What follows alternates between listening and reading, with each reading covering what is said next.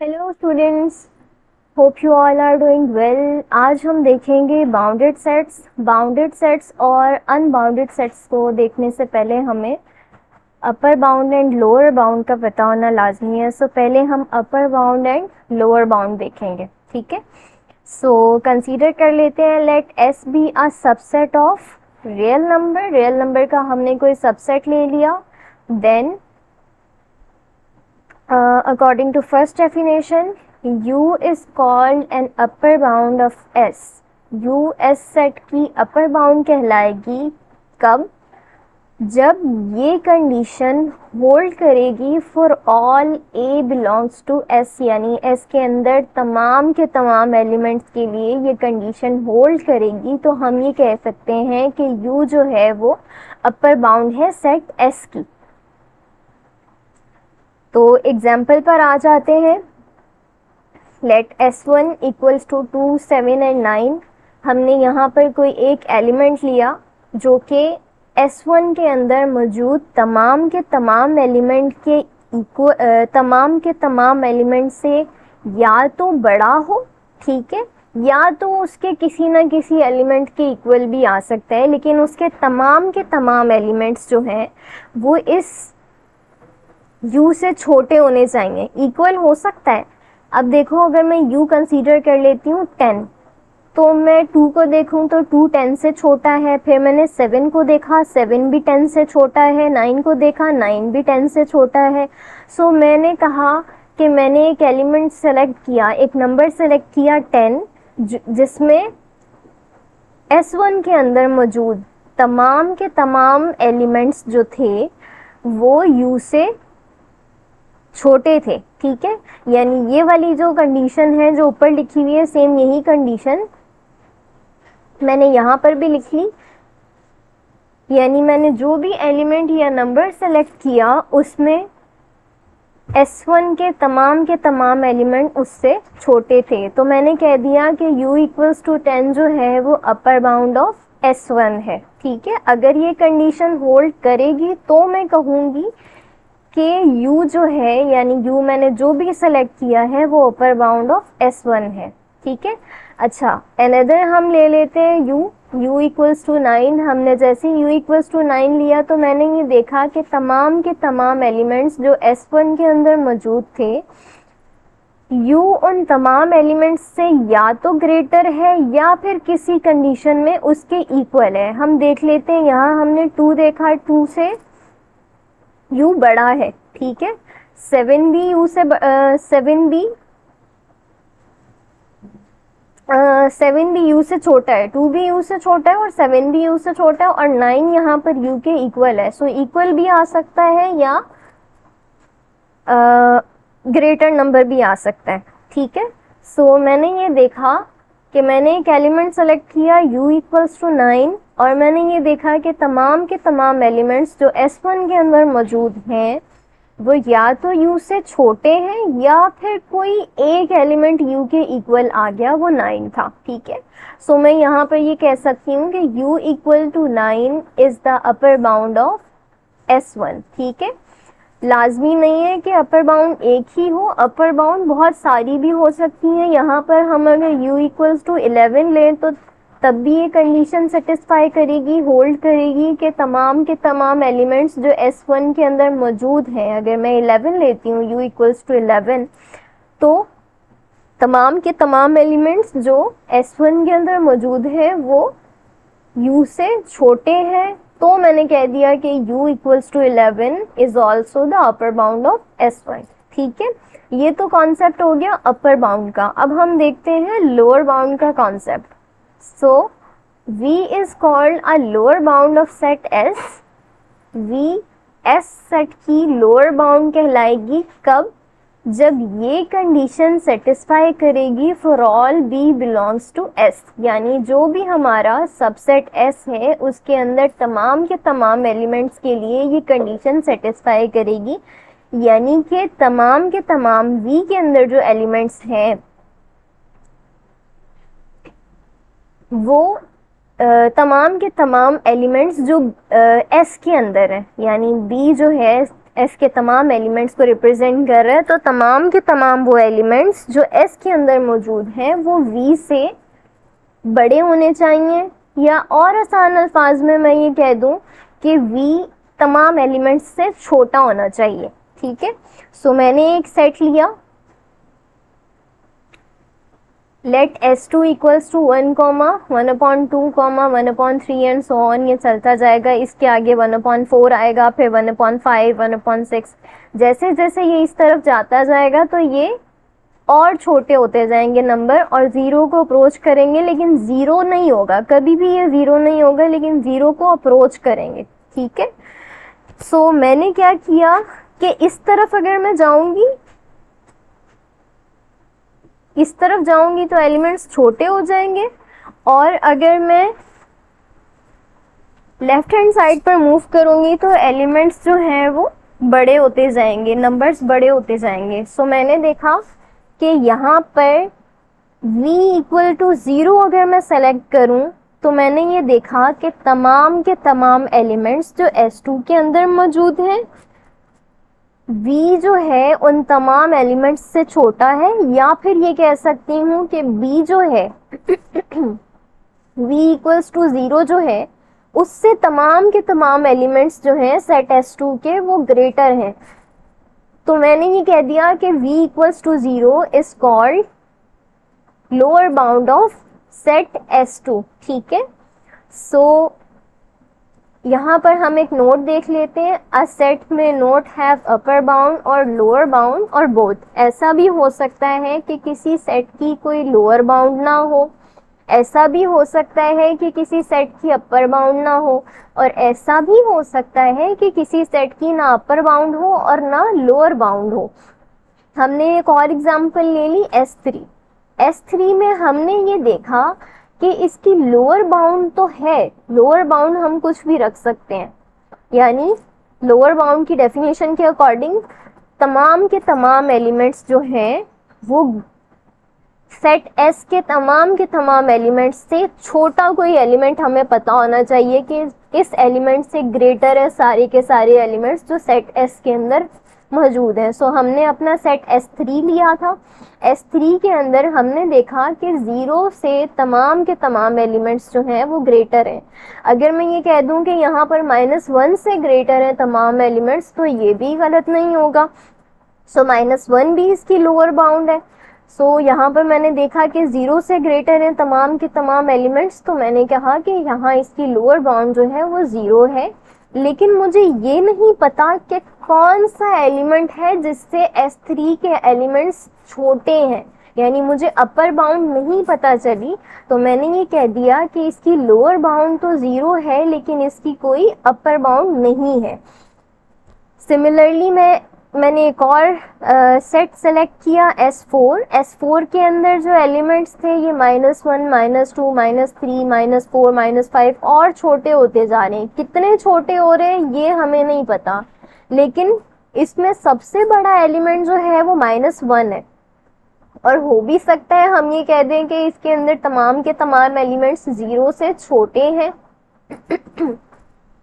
तो इसकी अपर बाउंड जो है वो -1 भी है और 0 भी हो सकती है, 1 भी हो सकती है। सो इसकी अपर बाउंड तो एग्जिस्ट कर रही है, लेकिन इसकी लोअर बाउंड एग्जिस्ट नहीं कर रही। हमें ये नहीं पता कि इसके सबसे छोटा नंबर अगर इस सेट में है तो वो कौन सा है, ठीक है, या तमाम के तमाम एलिमेंट्स किस ऐसे नंबर से, कोई ऐसा नंबर इसमें हम देख लें कि उससे तमाम के तमाम एलिमेंट्स बड़े हैं, ठीक है। तो ऐसा कोई हमें एलिमेंट नहीं मिला। फिर हमने एक और सेट कंसीडर कर लिया S5। S5 में हमारे पॉजिटिव साइड से भी नंबर इंक्रीज होते जा रहे हैं और नेगेटिव साइड से भी हमारी जो नंबर लाइन है ये बढ़ती जा रही है, स्टॉप नहीं हो रही, किसी एक स्पेसिफिक नंबर पर स्टॉप नहीं हो रही, ना इसके स्टार्ट होने का हमें पता चल रहा है और ना ही इसके एंड होने का।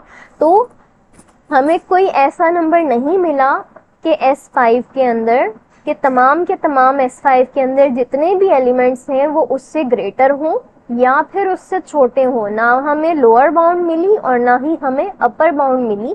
तो हमने ये कह दिया कि S5 has neither N upper bound nor a lower bound. फिर हमने सेकंड नोट में ये देखा कि अपर bound and lower bound of a set if exist, अगर अपर बाउंड या लोअर बाउंड किसी सेट की एग्जिस्ट कर रही है तो वो लाजमी नहीं है कि वो यूनिक हो। There are a lot of upper bounds and lower bounds of a set.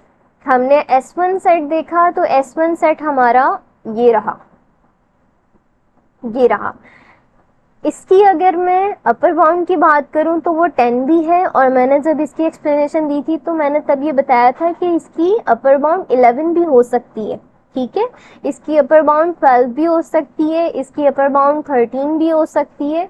और अगर मैं इसकी लोअर बाउंड देखूं तो इसकी लोअर बाउंड अगर मैं कहती हूँ कि कौन सा ऐसा नंबर है जिससे तमाम के तमाम एलिमेंट्स जो S1 के अंदर मौजूद हैं वो ग्रेटर हैं, तो मैं 1 भी कह सकती हूँ, मैं 0 भी कह सकती हूँ, मैं -1 भी कह सकती हूँ। तो इसकी लोअर बाउंड भी है और अपर बाउंड भी है, और हमने ये देखा कि बहुत सारी लोअर बाउंड्स और बहुत सारी अपर बाउंड्स मौजूद हैं। तो अगर किसी भी सेट की लोअर बाउंड या अपर बाउंड एग्जिस्ट करती है तो वो यूनिक नहीं होगी, ठीक है। सो S1 की अपर बाउंड जो है वो 9 भी है, 10 भी है, 11.7 भी है। अभी हमने ऊपर देख लिया S1 सेट हमारा ये सेट था 2, 7 एंड 9। सो S2 में लोअर बाउंड हमारे पास S2 कहाँ है, ये रहा। इसमें लोअर बाउंड सबसे छोटा नंबर कौन सा ऐसा नंबर है जिससे तमाम के तमाम एलिमेंट्स ग्रेटर हैं, तो हमने ये देखा था कि 0 से तमाम के तमाम एलिमेंट्स ग्रेटर हैं।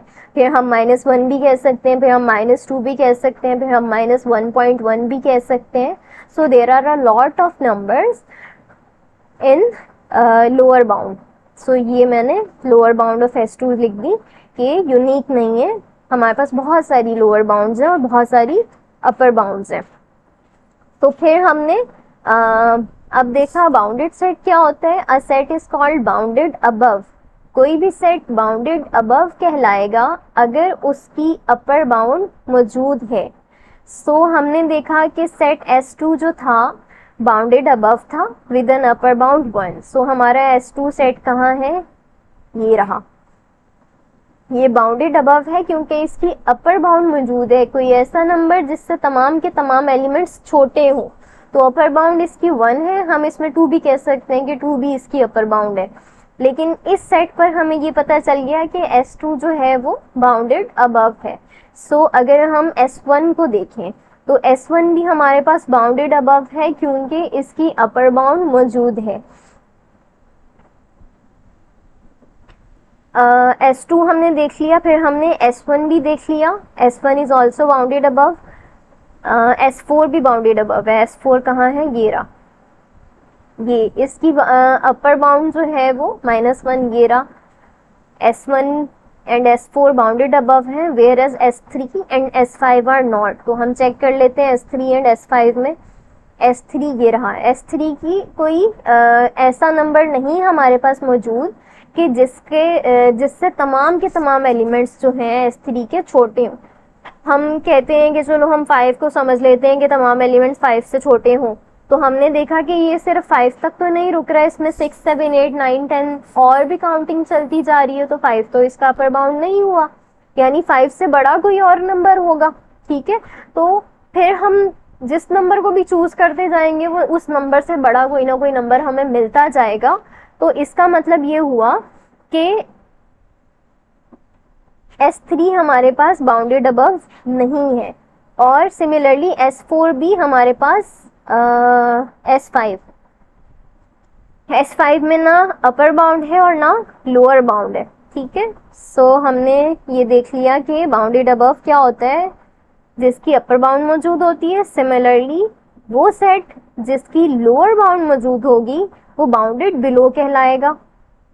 अब लोअर बाउंड किस किस की मौजूद है, S1 is bounded below with a lower bound 2। अब S1 को देख लेते हैं, उसकी लोअर बाउंड है, S1 की लोअर बाउंड 2 है, और ये क्या है हमारा बाउंडेड बिलो या लोअर बाउंड है, ठीक है।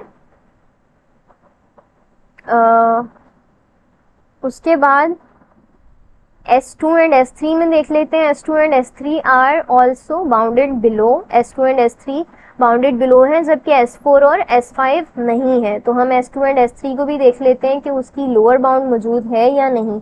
S2 की लोअर बाउंड 0 मौजूद है, S3 की लोअर बाउंड क्या है 1, ठीक है। S4 एंड S5 में देख लेते हैं, लोअर बाउंड मौजूद नहीं है। छोटे से छोटा नंबर जो है वो उसका हमें नहीं पता चल रहा कि कौन सा है, कि तमाम के तमाम एलिमेंट्स उससे बड़े हों, हमें कोई ऐसा नंबर नहीं मिल रहा, ठीक है, क्योंकि एलिमेंट छोटे होते जा रहे हैं, होते जा रहे हैं, किसी एक स्पेसिफिक नंबर तक जाके रुक नहीं रहे। सिमिलरली S5 की ना तो लोअर बाउंड है ना अपर बाउंड है, तो S5 और S4 जो है वो लोअर बाउंड इसकी नहीं है। और बाउंडेड बिलो का मतलब ये होता है कि ऐसे सेट्स जिसकी लोअर बाउंड मौजूद हो, और बाउंडेड अबव का मतलब होता है ऐसे सेट्स जिनकी अपर बाउंड मौजूद हो। तो हमने देखा कि फिर इसके बाद है कि कोई भी सेट बाउंडेड तब कहलाएगा जब उसकी दोनों बाउंडेड बिलो और बाउंडेड अबव दोनों एग्जिस्ट करती हो, यानी वो बाउंडेड अबव भी हो और बाउंडेड बिलो भी हो, तो हम ऐसे सेट को कहेंगे कि वो बाउंडेड है। अब देख लेते हैं कि हमारे S5 तक जो सेट्स थे उनमें से कौन कौन सा बाउंडेड है और कौन कौन सा अनबाउंडेड है, ठीक है। सो जिसकी lower bound and upper bound दोनों एग्जिस्ट करेंगी वो बाउंडेड होगा। तो इसमें लोअर बाउंड 2 है और अपर बाउंड 9 है, तो ये क्या हो गया, बाउंडेड सेट हो गया। सिमिलरली इसमें अपर बाउंड हमारे पास 1 है एंड लोअर बाउंड 0 है, तो ये सेट भी हमारे पास S2 भी बाउंडेड हो गया। S3 में हमारी लोअर बाउंड तो है, सॉरी अपर बाउंड हमारी, इसमें लोअर बाउंड तो 0 है लेकिन इसमें अपर बाउंड नहीं है। सिमिलरली इसमें हमारे पास अपर बाउंड है, लोअर बाउंड नहीं है, इसमें ना अपर बाउंड है ना लोअर बाउंड है, तो ये वाले S3, S4 एंड S5 जो है वो अनबाउंडेड सेट है। तो अनबाउंडेड सेट क्या होते हैं, वो सेट्स जो बाउंडेड नहीं होते, ठीक है। अच्छा, इसके बाद आ जाते हैं least upper bound. Least upper bound को हम सुप्रीमम भी कहते हैं। हमने एक सेट ले लिया S, नॉन एम्प्टी सबसेट है जो कि R का नॉन एम्प्टी सबसेट है S, ठीक है।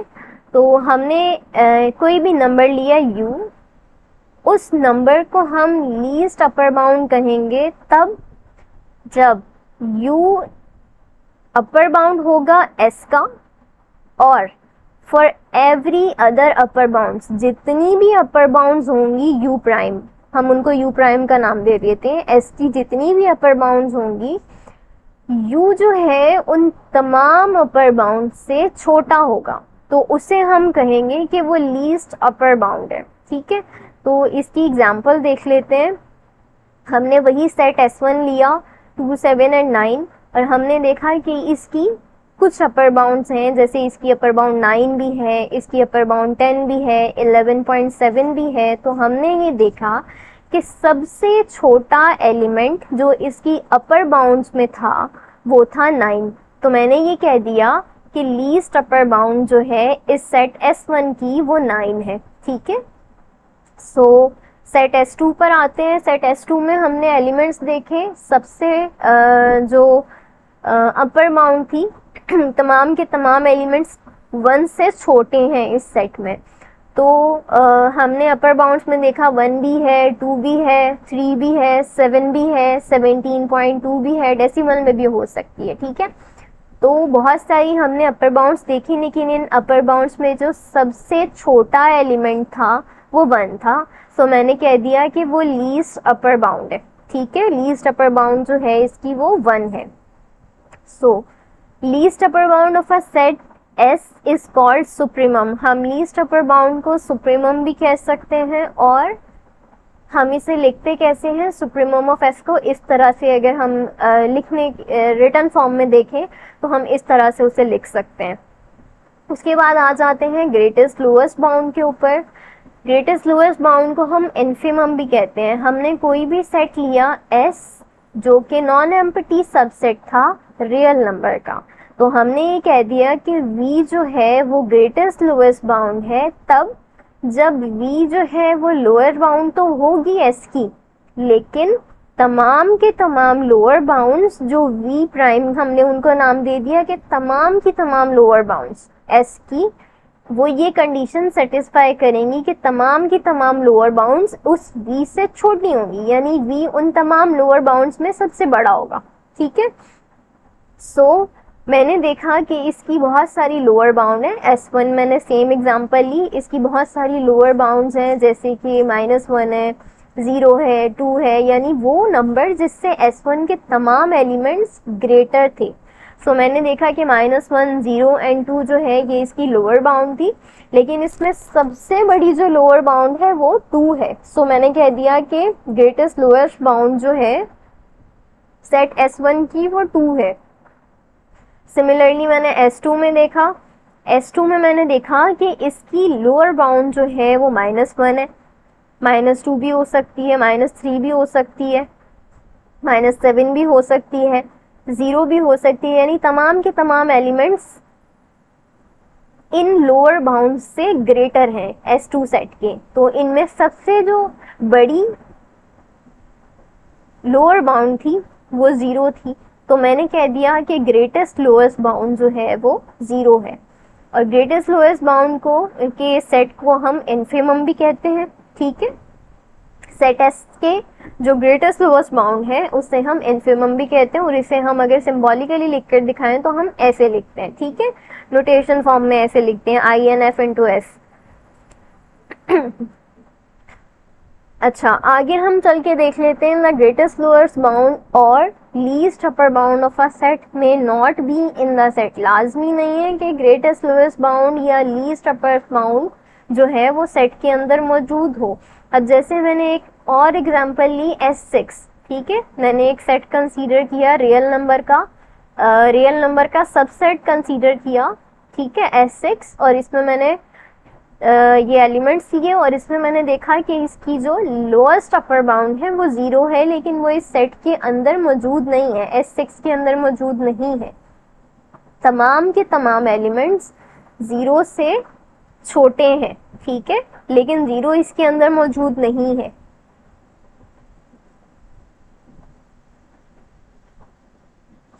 सिमिलरली हमने एक और एग्जांपल कंसीडर की S7। इसमें हमने तमाम के तमाम रियल नंबर्स, इसमें हमने वो एलिमेंट्स लिए x जो रियल नंबर से बिलोंग कर रहे थे, लेकिन वो -1 से ग्रेटर और 2 से छोटे थे। तो हमने ये देखा कि इसकी लीस्ट अपर बाउंड तो 2 है, लेकिन वो इस सेट के अंदर मौजूद नहीं है।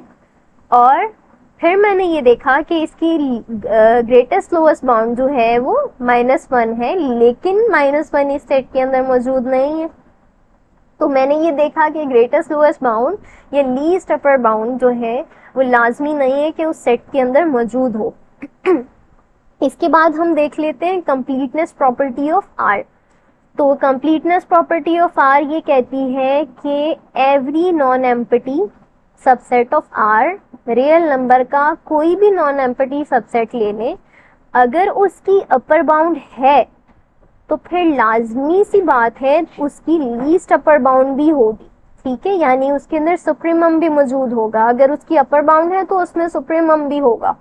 सिमिलरली अगर उसमें लोअर बाउंड है तो उसके अंदर इन्फिमम भी मौजूद होगा, यानी उसकी ग्रेटेस्ट लोएस्ट बाउंड लाजमी मौजूद होगी। ठीक है, सो हम सेट देख लेते हैं। हमने एक सेट लिया S equals to 1/n such that n belongs to natural number. हम n यहाँ पर चेंज करते जाएंगे नेचुरल नंबर में से लेकर। पहले अगर हम यहाँ पर n की जगह 1 लिखेंगे तो यहाँ पर हमारे पास एलिमेंट आ जाएगा 1, और अगर मैंने n की जगह इसमें 2 रखा तो ये आ जाएगा 1/2। सिमिलरली अगर मैंने 3 रखा तो ये आ जाएगा 1/3, एंड सो ऑन, ये चलता जाएगा।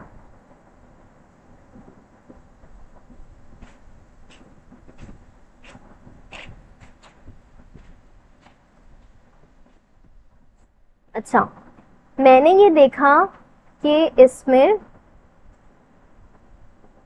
सबसे बड़ा एलिमेंट तो 1 है, और ये तमाम के तमाम एलिमेंट्स जो हैं, अगर मैं इस तरफ को मूव करूं, इस तरफ को मूव करूं तो ये जीरो की तरफ जा रहे हैं लेकिन जीरो हो नहीं रहे, ठीक है।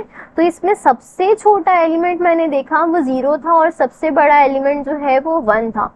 तो मैंने देखा कि s has an upper bound, s की अपर बाउंड है, ठीक है। That then s must have the supremum, तो s के अंदर सुप्रीमम भी होगी क्योंकि उसकी अपर बाउंड्स हैं। तो इसकी सुप्रीमम जो है वो वन हुई, यानी इसकी अपर बाउंड्स में वन भी है। तमाम के तमाम एलिमेंट्स s के वन से छोटे हैं, टू भी है इसकी अपर बाउंड, तमाम के तमाम एलिमेंट्स टू से छोटे हैं, लेकिन सबसे छोटी जो अपर बाउंड थी वो मेरे पास वन थी। सो मैंने कह दिया कि वन जो है वो सुप्रीमम है। सिमिलरली मैंने इस सेट में देखा कि इसकी लोअर बाउंड जो है वो -1 भी है, तमाम के तमाम एलिमेंट -1 से ग्रेटर हैं, तमाम के तमाम एलिमेंट्स -2 से भी ग्रेटर हैं, 0 से भी ग्रेटर हैं, लेकिन इसकी इन्फिमम भी थी जो कि क्या थी, 0 से तमाम के तमाम एलिमेंट 0 से ग्रेटर थे, लेकिन 0 वो एलिमेंट था लोअर बाउंड में सबसे ग्रेटेस्ट एलिमेंट। तो हमने ये कह दिया कि ये ग्रेटेस्ट लोएस्ट बाउंड है। तो कंप्लीटनेस प्रॉपर्टी ऑफ आर क्या कहती है कि अगर किसी भी सेट की अपर बाउंड मौजूद है तो उसकी लीस्ट अपर बाउंड भी मौजूद होगी, और अगर किसी सेट की लोअर बाउंड मौजूद है तो उसकी ग्रेटेस्ट लोअर बाउंड भी मौजूद होगी।